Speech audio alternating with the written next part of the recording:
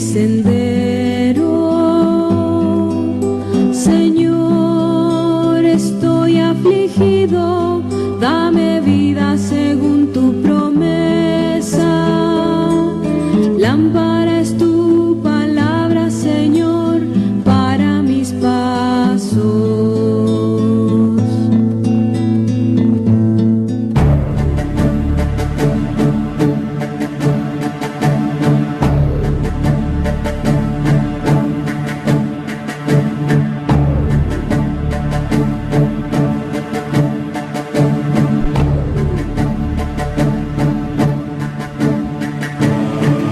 Buenas tardes, queridos hermanos y hermanas oyentes de Radio Anglicana, bienvenidos a su programa La Palabra. Hoy con nosotros, como siempre, el reverendo Juan María Tellería. Juan Mari, buenas tardes.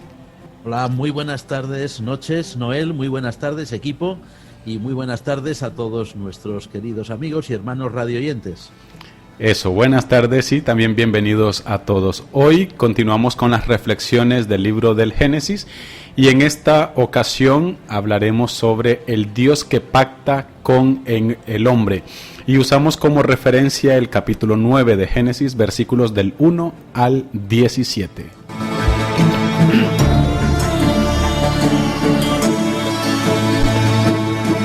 Pues comenzamos con un breve momento de oración. Tellería, si nos lo diriges. Te damos muchas gracias, Señor y Padre nuestro, por el privilegio de abrir una vez más tu palabra con tus hijos, con tu pueblo, y gracias, Señor, por todo lo que podemos aprender de ello. Te pedimos en este momento que tu bendición se siga derramando sobre tu iglesia a lo largo de todo el mundo, y que tú bendigas también, Señor, y protejas a nuestra gran familia humana. En el nombre de Jesús te damos las gracias. Amén. Amén, amén.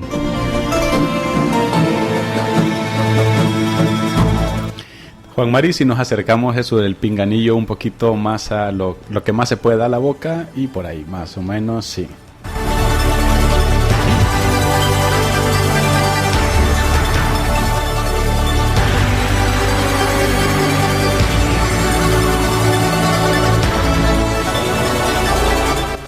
Bueno, pues vamos a comenzar con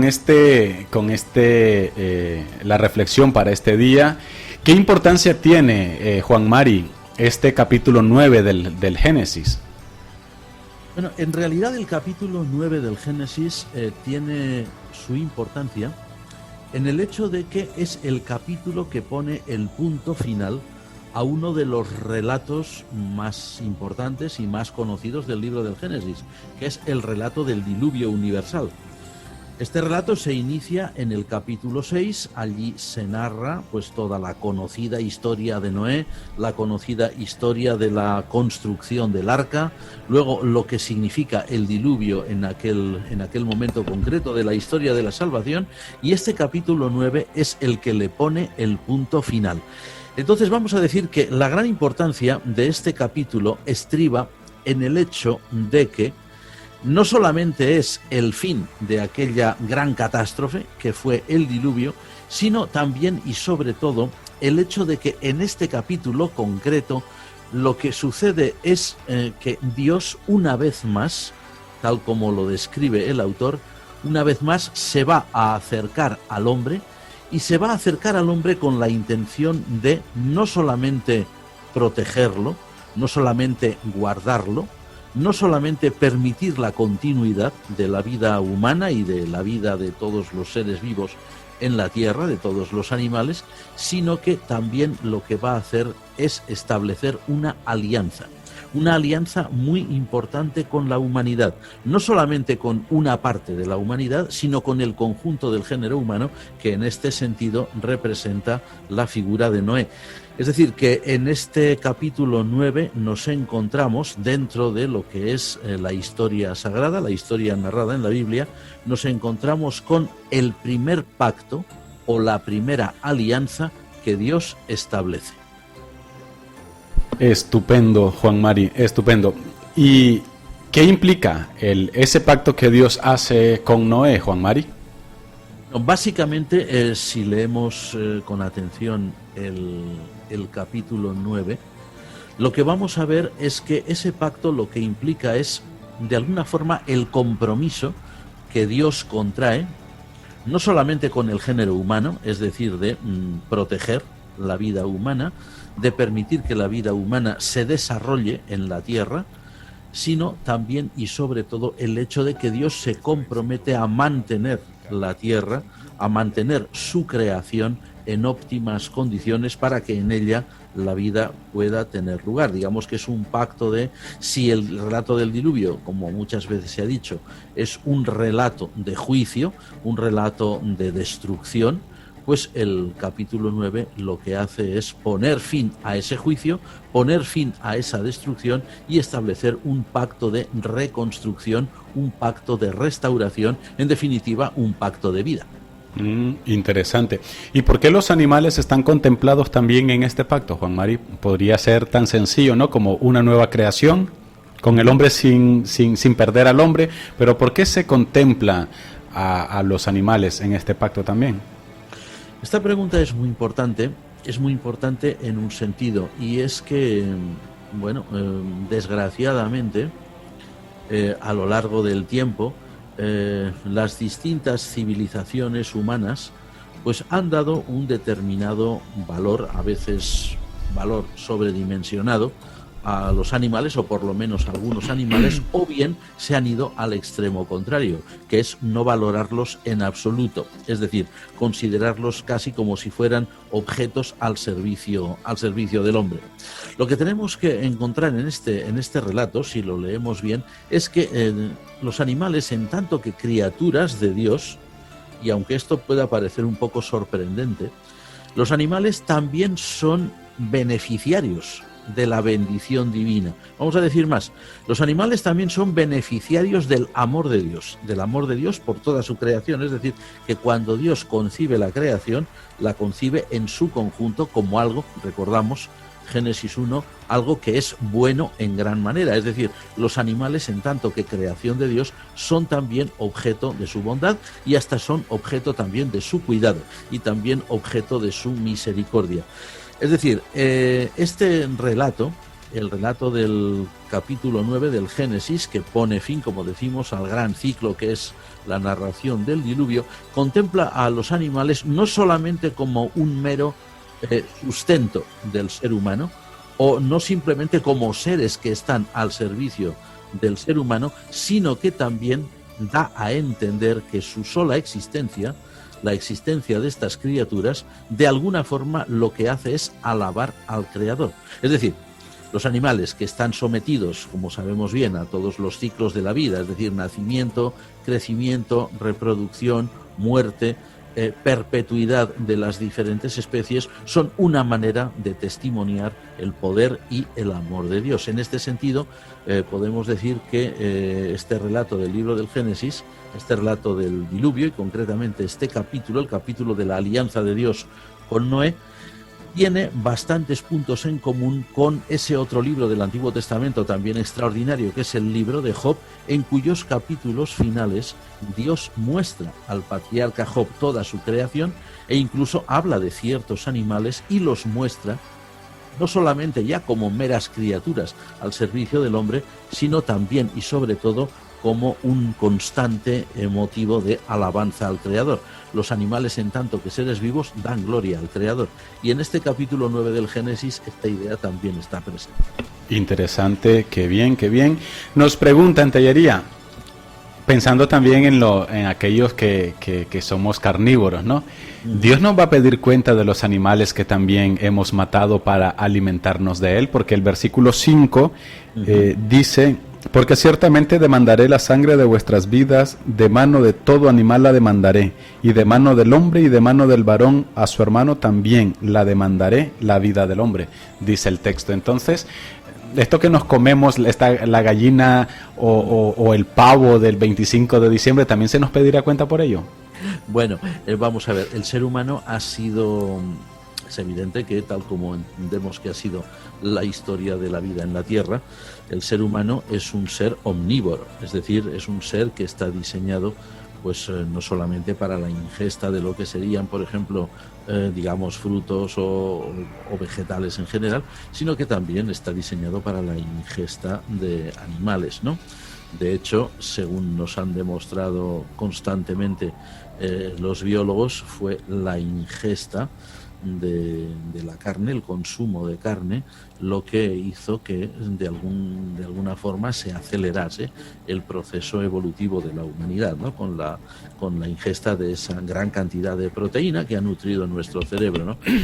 El hecho de utilizar los animales, o ciertos animales por supuesto, como alimento para nosotros, no solamente la carne del animal, sino también otros productos derivados como pueden ser, por ejemplo, la leche, como pueden ser los huevos, como es la miel incluso, solo los apicultores lo saben muy bien. Bueno, pues eso es un uso legítimo de los animales.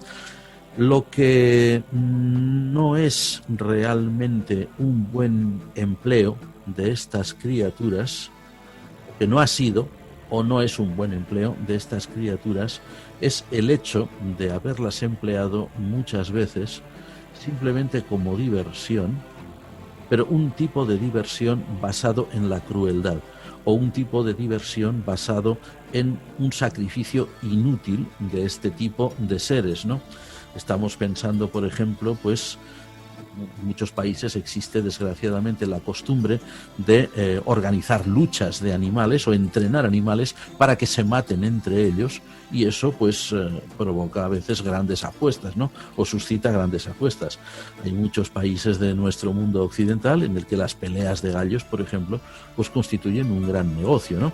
En algunos lugares incluso se consideran clandestinas porque se supone que es un acto de barbarie, pero sin embargo han tenido y siguen teniendo en algún lugar su vigencia, ¿no? Y por ejemplo, en muchos países de cultura española, empezando por la misma España, estoy pensando también en países como México o países como Colombia, también en la República del Ecuador, hasta muy recientemente, lo que se ha llamado en España la fiesta nacional, es decir, las corridas de toros, que hoy son un tema que se ha discutido mucho en España, que tiene sus defensores a ultranza, pero también sus detractores. Pues uno de los argumentos que se han empleado con más fuerza en contra de este tipo de espectáculo es su crueldad completamente fuera de lugar. Aquí no entramos ya en cuestiones de gustos, de si hay personas que son favorables o no, ¿no? Pero simplemente decir que el hecho de emplear seres vivos, como son los animales, y sobre todo seres vivos que tienen pues sentimientos, como son concretamente los mamíferos, los toros, por ejemplo, ¿no?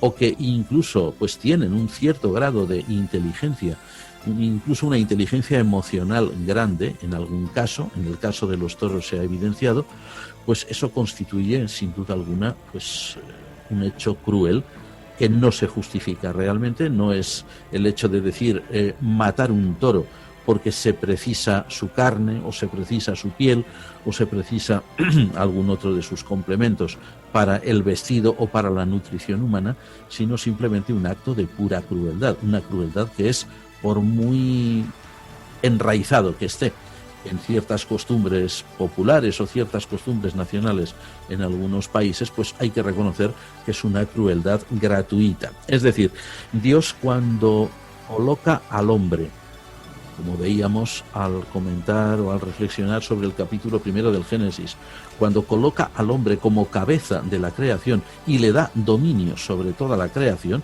es decir, sobre los animales y sobre todos los demás seres, no lo hace nunca con la intención de que el hombre ejerza una tiranía despiadada que le permita pues regodearse en el trato cruel a los animales, o tampoco pues destruir pues el manto vegetal o destruir bosques de forma completamente descontrolada y porque sí, ¿no? Simplemente por pura avaricia.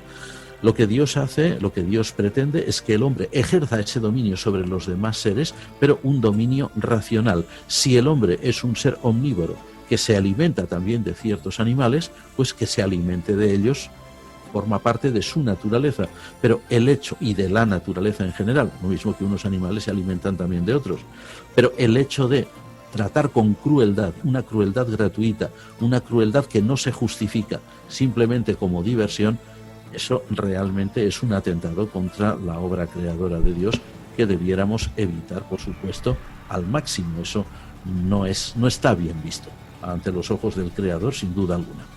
Bien, gracias Tellería por la respuesta. También nos preguntan, ¿destruir la vida humana es atentar contra la imagen de Dios? ¿Es por eso que Dios demanda una rendición de cuentas? Totalmente, sin duda alguna, así es.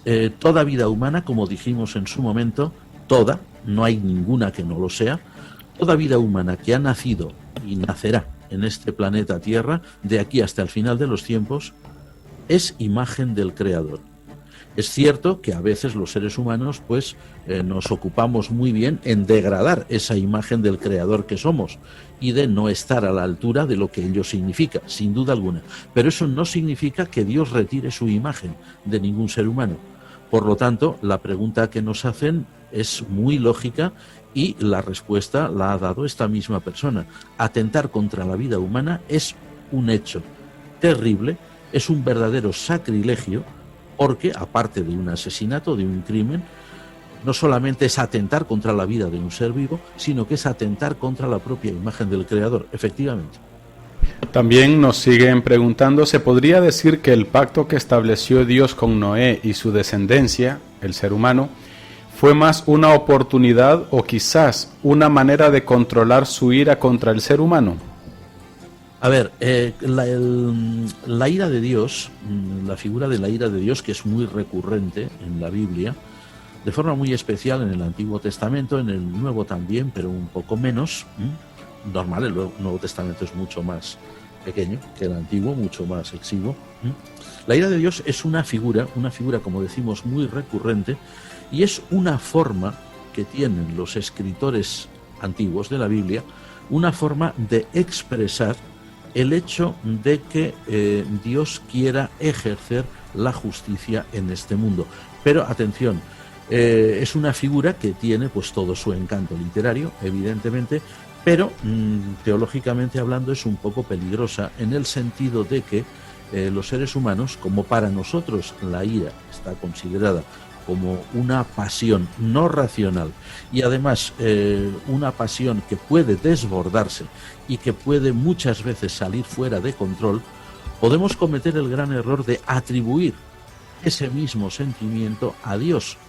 Dios lógicamente no tiene ese sentimiento. Cuando en la Biblia se habla de la ira de Dios, no se está refiriendo a, como decimos, un sentimiento que desborde a Dios o por el cual Dios pierda su control y se dedique, por lo tanto, a destruir todo lo que ha creado. No, eso son imágenes, como decimos, propias de un mundo antiguo, de expresiones antiguas que ya se han quedado, evidentemente, reflejadas en el lenguaje religioso como clichés, pero que es necesario no confundir con lo que estas palabras realmente significan en las lenguas humanas. En las lenguas humanas la ira siempre es eso, es una manifestación de rabia desbordada, ¿no? No es este el caso de Dios.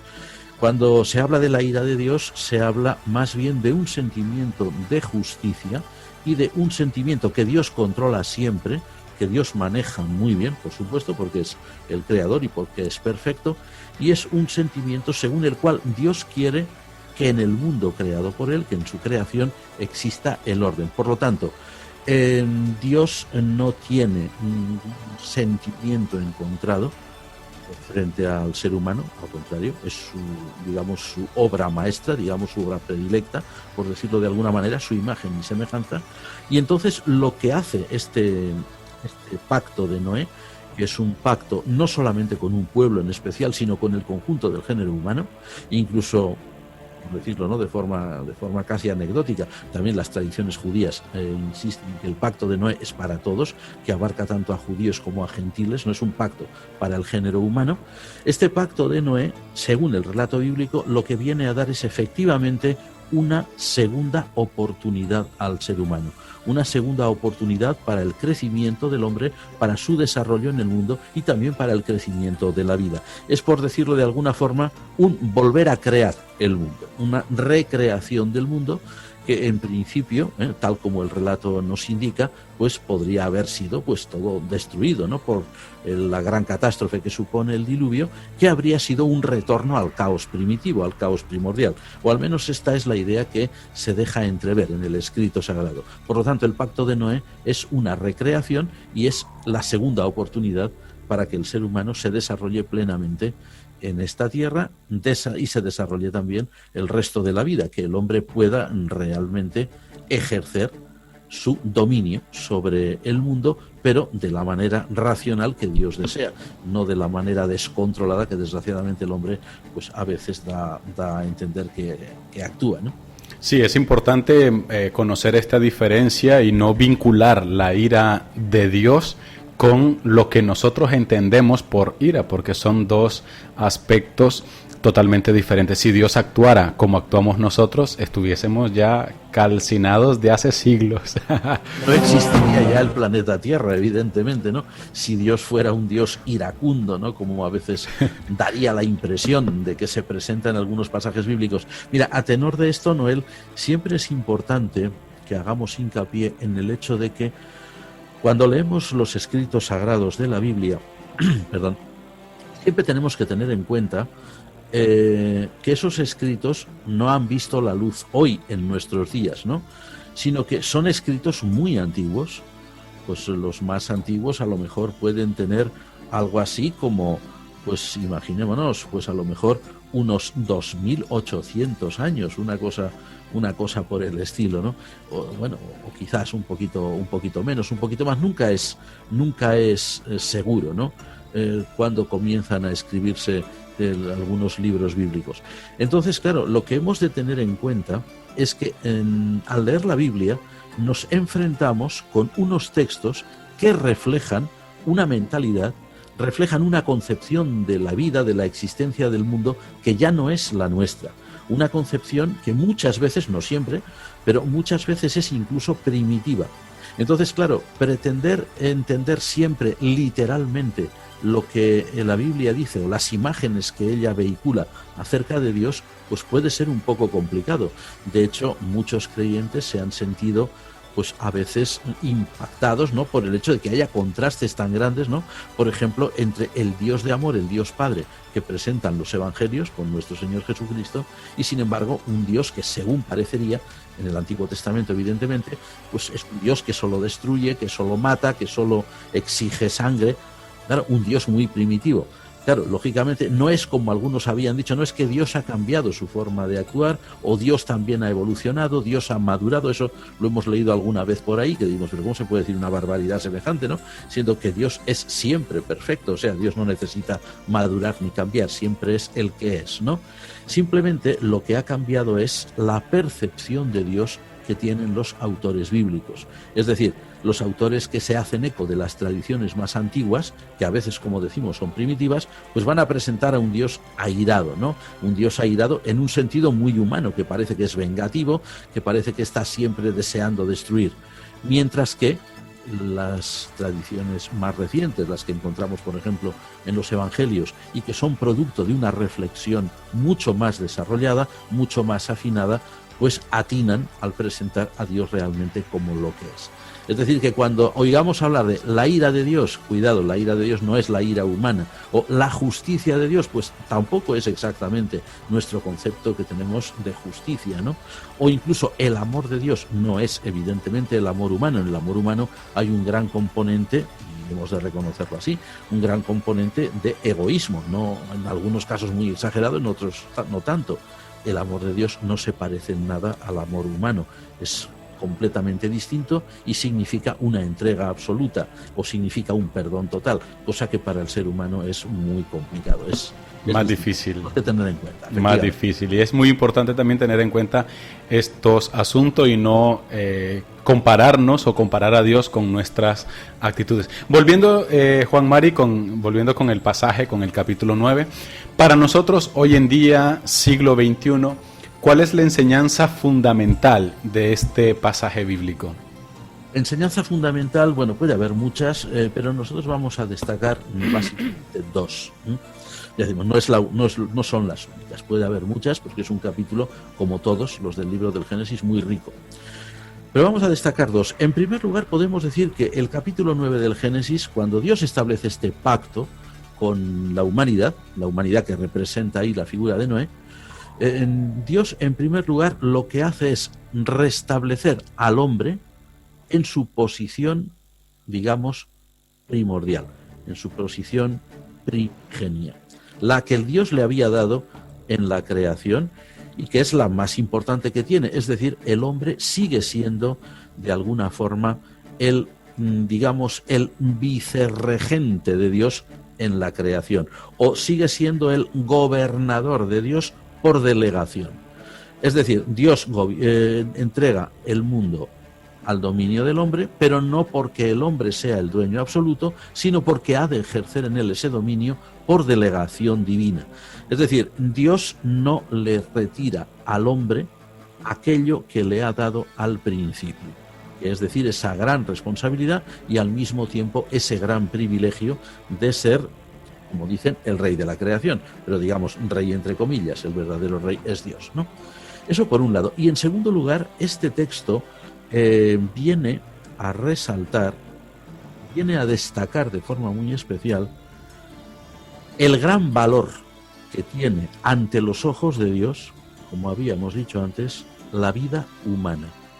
A ver, este relato, cuando se escribe o cuando se ponen por escrito las tradiciones que hoy componen el libro del Génesis, y podemos imaginar que esto tiene lugar más o menos pues del siglo V-IV antes de Cristo, cuando se hace ya la redacción final de los libros de la ley, el Génesis el primero de ellos.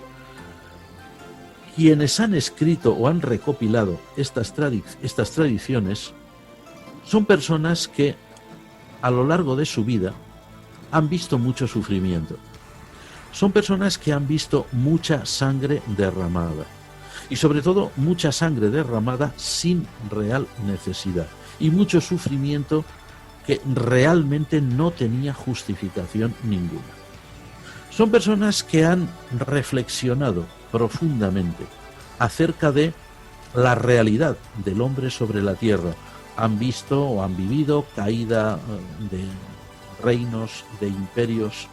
Han visto o han vivido pues civilizaciones muy grandes que de la noche al día podían desaparecer simplemente porque enemigos poderosos venían y las destruían, y han tenido la oportunidad de observar y de contemplar, pero no solamente como meros espectadores, sino también como gente que piensa, como gente que no solamente ve figuras o imágenes en una pantalla, sino que se para también y se pregunta por qué esto sucede así o por qué no ha sucedido de otro modo. Es decir, los autores sagrados, o como se suele decir técnicamente, los agiógrafos, han tenido mucho tiempo para mirar hacia atrás en la propia historia de su pueblo, la propia historia de Israel, la propia historia del pueblo judío.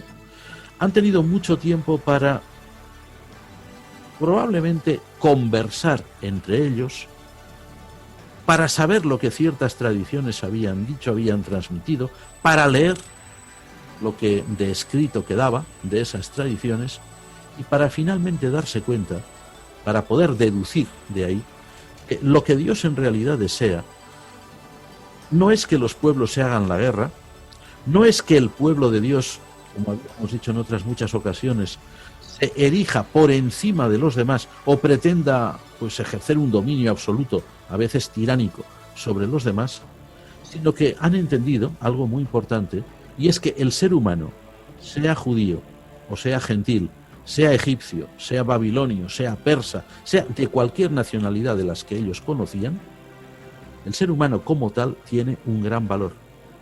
Y el ser humano como tal, venga de donde venga, proceda de donde proceda, hable la lengua que hable, sea del grupo étnico o raza que sea, es imagen de Dios.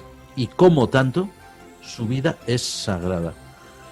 Es en este sentido que cuando se pone por escrito el relato del diluvio, cuando se compone este capítulo 9, estos versículos primeros del capítulo 9, donde se narra el pacto de Dios, el primer pacto que Dios hace con el género humano, quienes lo ponen por escrito sean personas que hayan llegado a la conclusión, personalmente entiendo que dirigida por Dios, evidentemente, inspirada por Dios, inspirada e inspiradora a la vez, de que la vida humana no es algo que se pueda minusvalorar, menospreciar, algo que se pueda pisotear sin ningún tipo de contemplación, o algo de lo cual se pueda disponer al arbitrio de el tirano de turno. La vida humana, sea de libres, de esclavos, sea de hombres, de mujeres, sea de niños, sea de ancianos, sea, como decíamos, de judíos o gentiles, siempre es sagrada, porque siempre es imagen de Dios. Esta es una de la segunda, entendemos, gran enseñanza de este pasaje.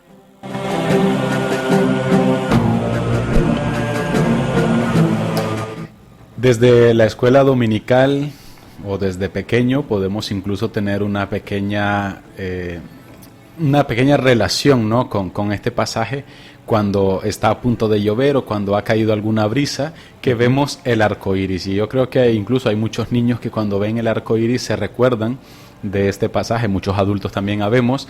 ¿Qué simboliza el arco iris, Tellería, en este pasaje?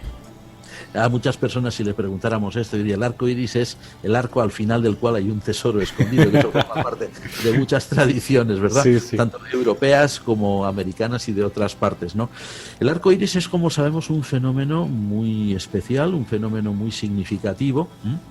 La refracción de las gotas de la luz en las gotas de agua, en fin, todas estas cosas que nos explican, y muy bien, por cierto. Y podemos imaginar cuando el ser humano, cuando los primeros seres humanos que existieron en la Tierra, cuando vieron por primera vez, o tuvieron conciencia de ver por primera vez ese fenómeno, la cantidad de interrogantes, la cantidad de sorpresa, incluso de éxtasis que les debía provocar ver un espectáculo tan sumamente hermoso, ¿verdad?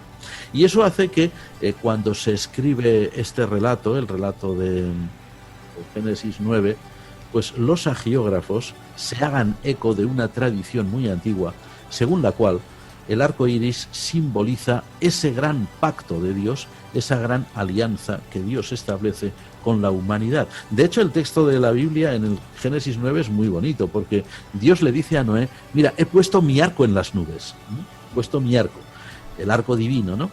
El arco, sí, porque tiene forma efectivamente de arco, es como el guerrero que deja su arco en un sitio después de la batalla. Dice: pues he puesto mi arco en las nubes, y cuando la tierra se cubra de nubes, yo veré el arco. Una imagen muy impactante, sí, ¿no? El Dios que ve el arco, dice: y yo me acordaré del pacto que he hecho con vosotros de no destruir la tierra. Son imágenes, lógicamente, pues muy de otro momento, muy de otra época, muy de un mundo muy antiguo, pero que tienen una, aparte de la imagen en sí, que es bonita, o la figura que es bonita, Dios que contempla el arco y dice: uy, me acuerdo de que no tengo que hacer daño a la tierra ni al hombre, ¿no?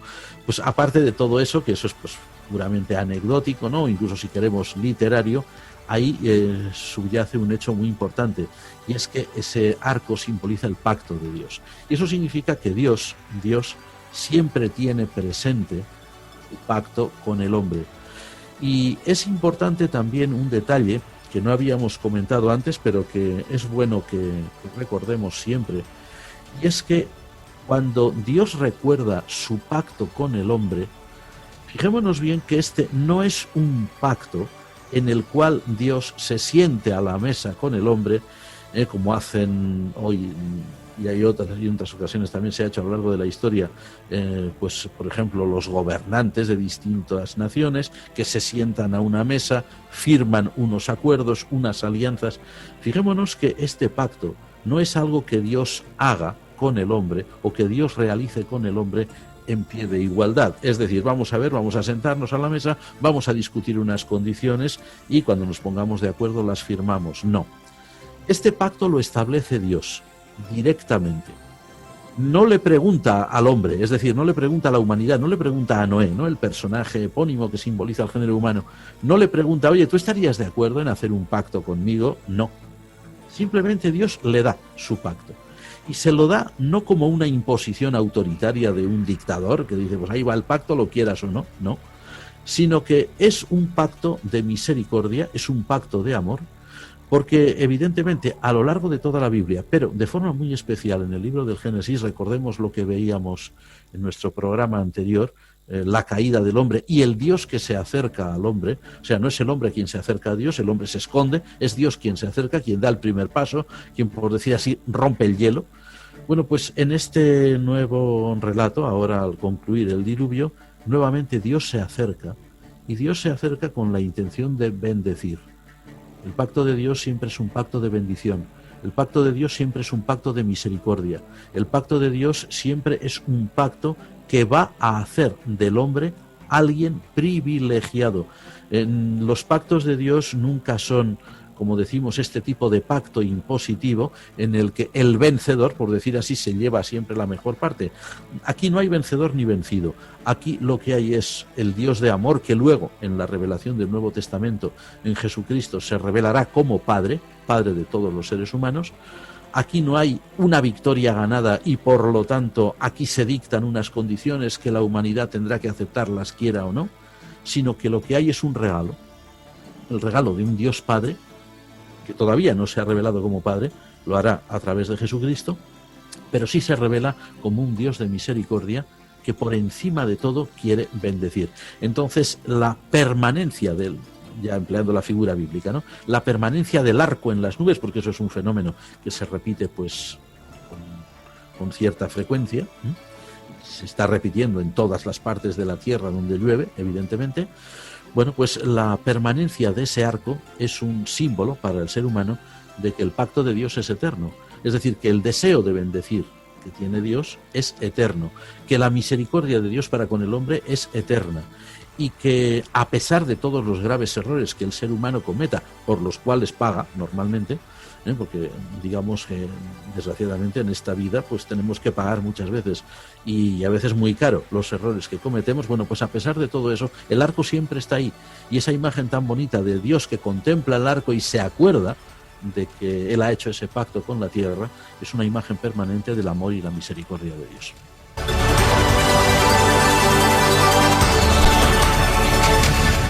Ya casi para finalizar, Tallería, nos preguntan que qué podemos decir o cómo podemos explicar la similitud que existe de este pasaje bíblico en otras culturas, como por ejemplo en el poema de Gárgames, que se habla de algo similar a esto. Bien, esta pregunta es importante por una razón. Es porque muchas veces se había en otras épocas, ¿no?, discutido acerca de la universalidad del diluvio, si el diluvio reflejaba un hecho histórico o era simplemente pues una leyenda o algo por el estilo. Vamos a ver, el diluvio que narra el Génesis no es una leyenda. El diluvio que narra el Génesis, lo mismo que ese gran poema de Gilgamesh, a quien se ha referido nuestro amigo o nuestra amiga, se basa en un hecho que es real. Y es un hecho que incluso se ha podido, siempre estas cosas son difíciles, ¿no?, año arriba, año abajo, en fin, década arriba, década abajo. A veces los cómputos de la historia antigua no son siempre tan exactos como nos gustaría, pero más o menos hacia el año 3000 antes de Cristo, se dio, sin duda alguna, en lo que hoy es el Irak, el país que llamamos hoy Irak, Mesopotamia, geográficamente hablando, se dio una gran catástrofe, una inundación enorme que provocó, según descubrió en su momento, pues una figura muy eminente de la arqueología bíblica, Sir Leonard Woolley, un gran arqueólogo británico de comienzos del siglo pasado. Pues se descubrió pues una capa enorme de materiales de aluvión que solamente podía explicarse pues como resultado de una enorme catástrofe, de una catástrofe sin precedentes y de una catástrofe que dejó su huella en aquellos pueblos mesopotámicos. Puesto que Israel, el pueblo de Israel, que tiene su origen en un personaje que también es de origen mesopotámico, que es el patriarca Abraham, del cual hablaremos, si Dios quiere, en un programa posterior. Puesto que Israel tiene su origen en alguien que procedía de la ciudad de Ur de los Caldeos, que es precisamente donde se descubrió esa gran capa de aluvión, pues sin duda también en el subconsciente cultural de Israel o de los ancestros de Israel existía la conciencia de que había sucedido una gran catástrofe que había destruido aquella zona, todo lo que constituía aquel mundo de aquellas personas. En este sentido, hemos de decir que el diluvio que narra el Génesis no es un hecho ficticio, no es una invención de nadie, no es una leyenda, sino que tiene un fundamento histórico real. Hubo realmente en Mesopotamia En Mesopotamia, que era todo el mundo que conocía a aquella gente, aquellas civilizaciones, hubo realmente una catástrofe que anegó por completo y destruyó todo aquello, y del cual pues hubo pocos supervivientes. De hecho, la Biblia nos dice claramente que la supervivencia de la familia de Noé se debió al hecho de que, por la gracia de Dios, pudieron construir algo, pudieron pues, en fin, pues con los medios de que disponían en aquel momento, pudieron hacerse con un medio de salvación. De no haber sido así, hubieran perecido todos. Pero no fue así por disposición de Dios. Es decir, el diluvio que narra la Biblia se basa en un hecho histórico real.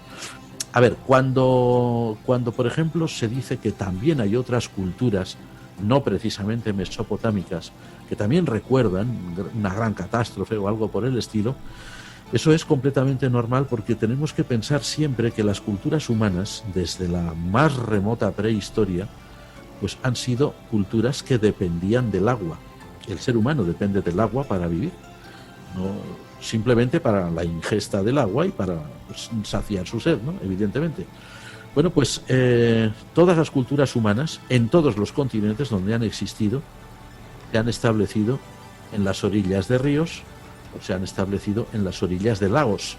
No decimos ya las orillas del mar, porque el agua del mar no se puede beber, pero en orillas de ríos y lagos siempre. Las inundaciones, desgraciadamente, y los grandes cataclismos, pues siempre se han producido en la historia de la humanidad, y como decía algún autor, en fin, la historia del género humano en sus diferentes ubicaciones en el planeta no ha conocido solo un diluvio, ha conocido muchos. No ha conocido solo una catástrofe, sino que ha conocido muchas, y de todas ellas, gracias a Dios, ha habido siempre seres humanos que han podido sobrevivir con sus técnicas, las que tuvieran, más o menos rudimentarias, pero han sobrevivido. Entonces, cuando nosotros hablamos del diluvio de Noé, del diluvio que se dice de Noé, el diluvio del Génesis, si alguien dice que eso es una simple leyenda, no es una leyenda, se basa en un hecho real, un hecho que debió conmocionar a todos los habitantes de Mesopotamia, que efectivamente para ellos llegó el fin de su mundo, porque ellos no conocían otro, fue realmente el fin de su mundo.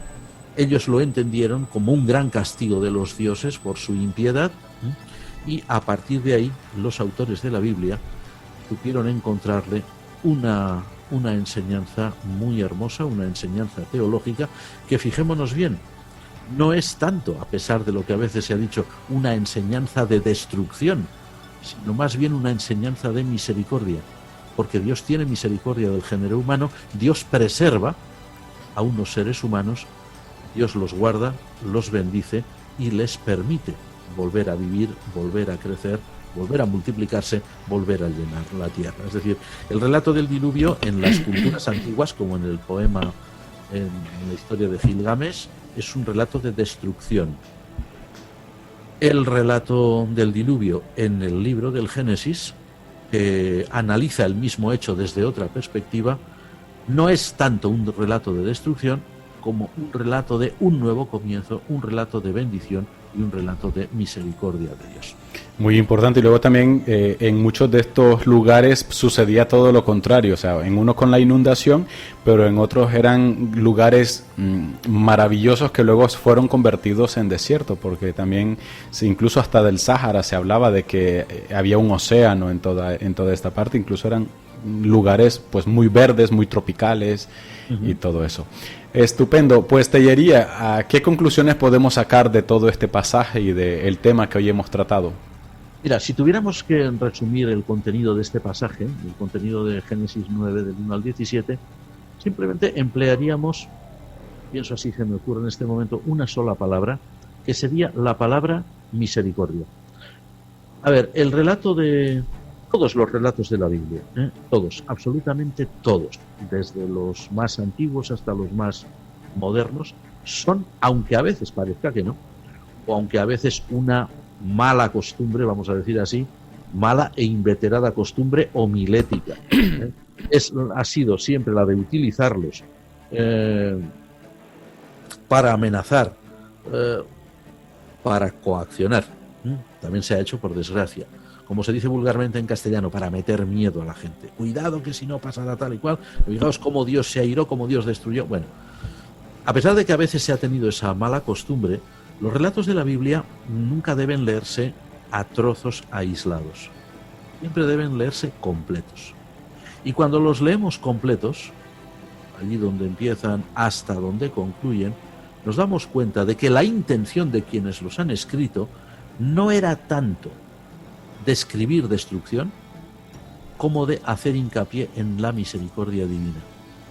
Los autores de la Biblia son conscientes de que la vida humana está llena de tragedias, pero ellos siempre van a buscar, dentro de lo que es la gran tragedia, el lado positivo, que es la intervención del Dios que salva, o la intervención del Dios que rescata, del Dios que bendice, es decir, del Dios que tiene misericordia. Por eso decimos que si tenemos que resumir el relato contenido en este capítulo 9, que es simplemente el punto final de todo el relato del diluvio, diremos que es la palabra misericordia.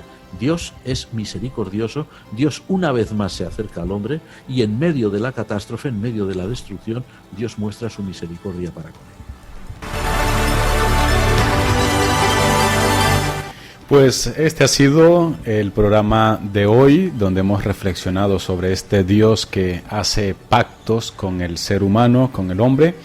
Agradecemos a nuestros hermanos Radio Escuchas, agradecemos también a todos aquellos que han participado con sus comentarios, con sus preguntas, los que nos han escuchado y nos han acompañado a través de la transmisión en las páginas de Facebook. Y pues les animamos para dentro de 8 días acompañarnos en una emisión más de su programa La Palabra Hoy. Nos despedimos y pues deseando que el Señor bendiga sus vidas, les acompañe en todo momento y si Dios así lo permite, pues nos encontramos dentro de 8 días. Gracias también al reverendo Juan Mari por este tiempo que nos dedica y comparte con nosotros. Gracias a todos vosotros. Que tengan muy buena noche y que el Señor bendiga sus vidas. Alabado sea Jesucristo. Amén.